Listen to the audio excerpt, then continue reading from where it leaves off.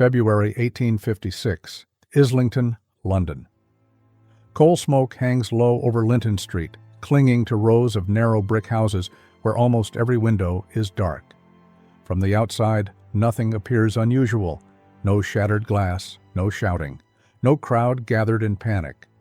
But inside one of those houses, something has already gone terribly wrong. When Metropolitan Police arrive at the door that Sunday afternoon, they pause before knocking. From somewhere inside the house, faintly audible through the front wall, comes the sound of a piano being played. Inspector Hutton and Sergeant Townsend of the North Division knock and ask for Mrs. Sommer. A servant girl opens the door, visibly trembling. Before the officers can proceed further, a young woman ascends from the kitchen stairs and blocks their path. A man emerges from the back parlor, the room where the piano has just fallen silent. The woman demands to know their purpose. She gives no ground. The man stands behind her, apparently uncertain. Eventually, the officers push past. In the cellar, they find the body of a child. There are no signs of forced entry, no indication that anyone came from outside. The house appears undisturbed. The piano sits silent in the back room. And then there is the woman who had just been playing it. Celestina Sommer. Witnesses later describe long pauses before she answers questions, moments where her reactions seem strangely disconnected from the urgency surrounding her. At first, the case appears simple, but the deeper investigators look, the more unsettling it becomes.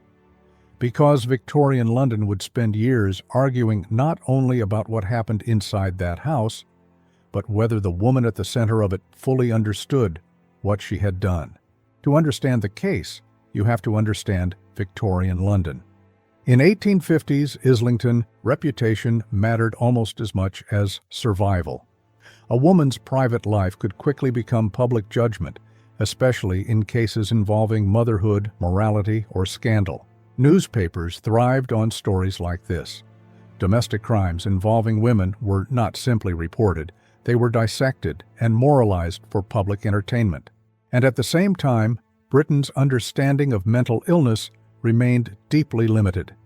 The MacNaughton rules existed in law, but courts still judged insanity largely through behavior and appearance rather than medical understanding. That uncertainty would become central to everything that followed. Her name at birth was Celestina Christmas.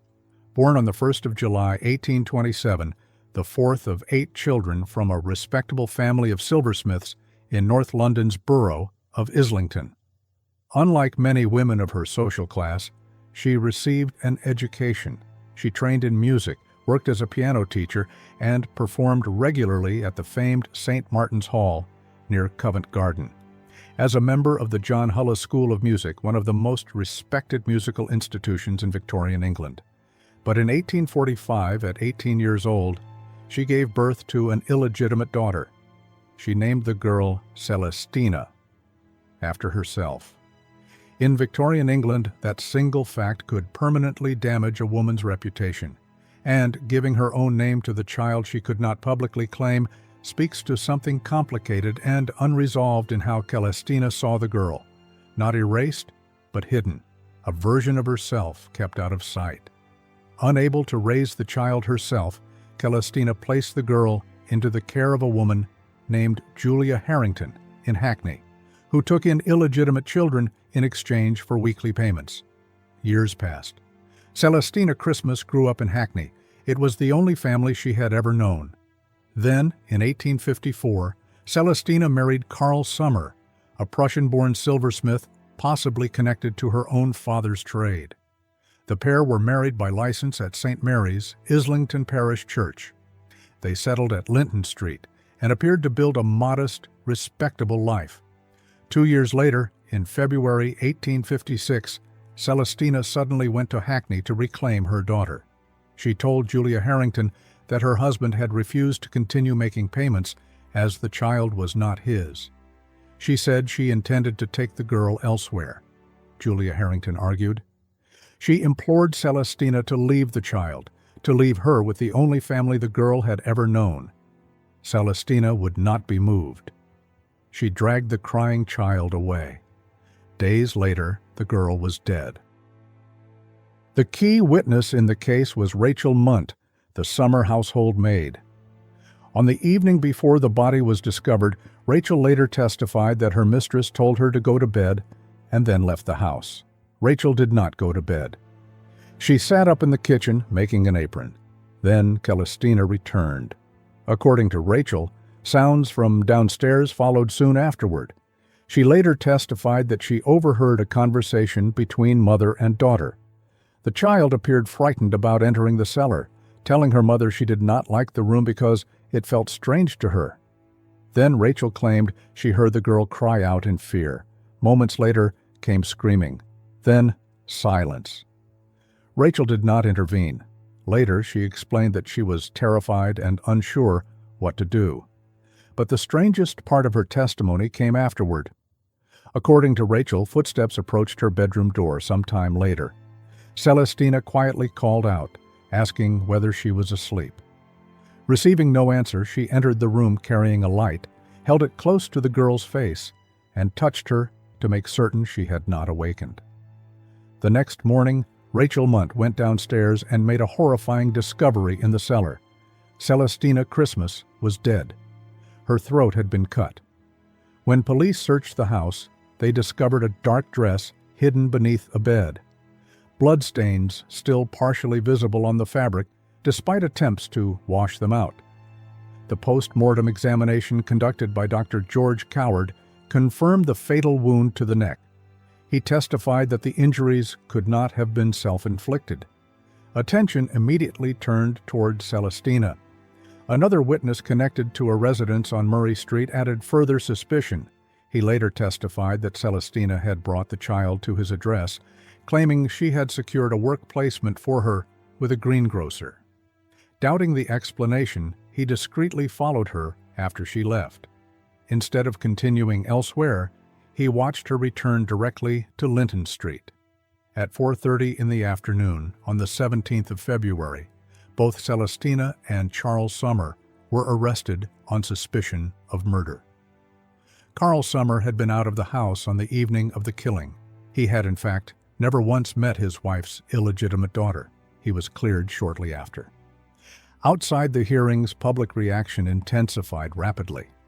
After Rachel Munt and her sister left proceedings one day, crowds reportedly followed them through nearby streets. Police were eventually forced to move the girls through the rear entrance of a public house before escorting them home separately. The case was becoming a public obsession. The trial took place at the Old Bailey on the 10th of April, 1856, before Justice Crompton. The prosecution presented the case as straightforward. Medical evidence established that the child had been killed by another person. Rachel Munt's testimony placed Celestina alone in the house with her daughter during the critical moments before death. Throughout proceedings, observers described Celestina as pale, weak, and emotionally inconsistent. Several newspapers commented on how small and young-looking she appeared. Some later reported that she struggled to remain standing during parts of the trial. Others described long pauses before she answered questions, moments where she appeared detached from the courtroom around her. But Victorian courts judged behavior harshly, and to many observers, Celestina did not behave the way an innocent woman was expected to behave. The jury deliberated for only 15 minutes. Guilty. Justice Crompton sentenced her to death by hanging. According to reports from the courtroom, Celestina nearly collapsed after hearing the verdict. But the sentence would never be carried out. What followed was not simply local controversy. The case traveled beyond the walls of the Old Bailey and into the highest corridors of British power. Both Houses of Parliament debated it. The outcry reached Queen Victoria's inner circle. Newspapers across the world covered it. The Glasgow Herald captured the fury of those who believed justice had been abandoned, writing that a woman who had lured her own child into her home and cut her throat was being treated as a fit object for the clemency of the Crown. Almost immediately after sentencing, debate began surrounding Celestina's mental condition. Supporters argued that something about her behavior suggested psychological instability that had never been properly examined during trial. Among those advocating for her was Alfred Diamond of the Society for the Abolition of Capital Punishment. Eventually, Home Secretary Sir George Grey intervened and commuted the sentence, not to a simple reprieve, but to penal servitude for life. According to later reports, Celestina learned of the commutation on the very day her execution had been scheduled to take place. The decision triggered questions that Parliament could not put to rest. In the House of Commons, Earl Granville, who served as Lord President of the Council, confirmed that the Home Secretary had recorded his official reasons for the commutation in a letter prepared for his successor. As was apparently standard practice, that letter has never come to light. The official justification for why Celestina Sommer escaped the noose was written down, confirmed to exist, and then vanished from the historical record. What the government knew or believed or feared remains unknown. Many believed she had escaped execution simply because she was a woman.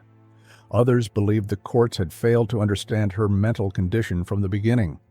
Victorian London could not agree on what Celestina Sommer truly was: a calculated killer, or a deeply unstable woman breaking apart long before the crime itself. Celestina entered the Victorian prison system and was transferred through several institutions, including Newgate, Millbank, and Brixton Women's Prison. Over time, records describe severe physical decline and worsening mental instability. Eventually, authorities transferred her to Fisherton House Lunatic Asylum in Wiltshire. She died there on the 11th of April, 1859. She was 31 years old. She is buried in Salisbury.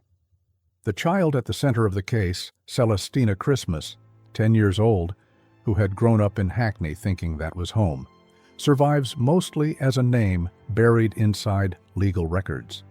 Today, the original house on Linton Street is gone, absorbed into the Packington estate, and redeveloped again since. The courtroom is silent. The witnesses are long dead. The newspapers that once obsessed over the case survive only in archives. But what remains, and what still resists resolution, is that letter. The government's official explanation for why a woman convicted of cutting her own daughter's throat was spared: the gallows was committed to paper, confirmed by a senior minister before Parliament, and has never been found. The answer exists somewhere, or it was destroyed, or it was lost. Victorian England's most controversial act of mercy was never publicly explained, and perhaps that is the most unsettling detail of all. Not that Celestina Sommer killed her daughter, not that she was convicted and then spared, but that the people in power knew exactly why and said nothing. If you enjoyed this story and want more real forgotten cases told through documented history, subscribe to Forgotten Dark Files. New episodes every week: historical crimes, unsolved deaths, and the ordinary people history nearly erased.